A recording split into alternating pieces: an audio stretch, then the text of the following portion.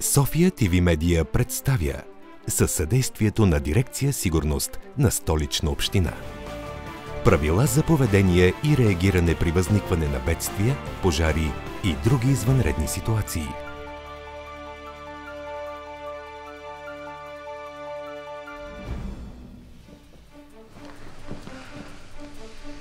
Знаете ли как се реагира при наводнение?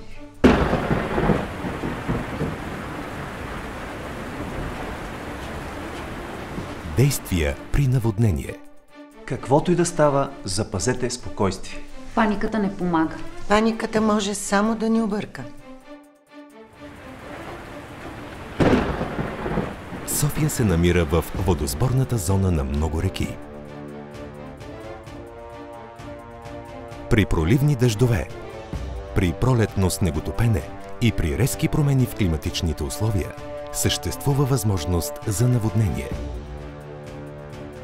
Строителството в заливните зони на реките, преграждането на речните течения, както и изхвърлянето на строителни и битови отпадъци в коритата на реките е противозаконно.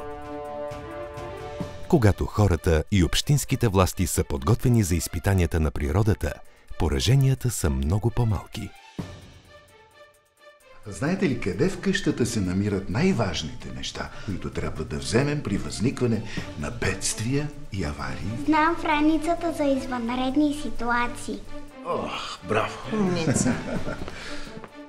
Създайте си комплект за бедствия с най-необходимите неща. Сега да видим какво има вътре. Пене, Браво! Това какво е? лекарство, Лекарства, Бинт. транзистор.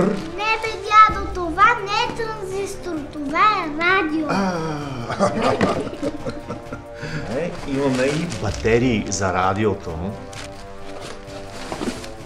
Храна. Много важно. Джобно нощче, Това? запалка или кибрид, Аптечка. А вода? О, вода, разбира се. Ето. И личните карти. Да, и всички важни документи. Да, и всички важни документи. Ако нивото на водата започне да расте и вие се намирате у дома, изключете газта и електричеството. При невъзможност за напускане на сградата, ако нивото на водата продължава да расте, заемете най-горните етажи или покрива. Ако се намирате близо до корито на пълноводна река или дере, необходимо е незабавно да се отдалечите от тях и да се придвижите към най-близкото възвишение. При поройни дъждове никога не заставайте под и на мостове, в подлези, под надлези или други съоръжения. Високата вода може да ви отнесе. При пътуване е задължително водачът на пътното превозно средство да спре и изчака преминаването на пороя. Не правете опити за пресичане на разливи и потоци. Преминете само ако сте сигурни, че водата е по-ниска от осите на колата или от коленете ви.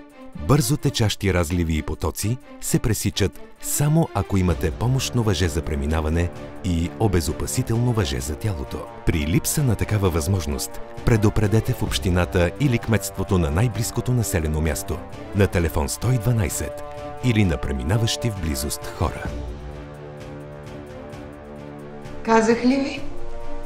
Всичко може да бъде наред, ако сме добре подготвени.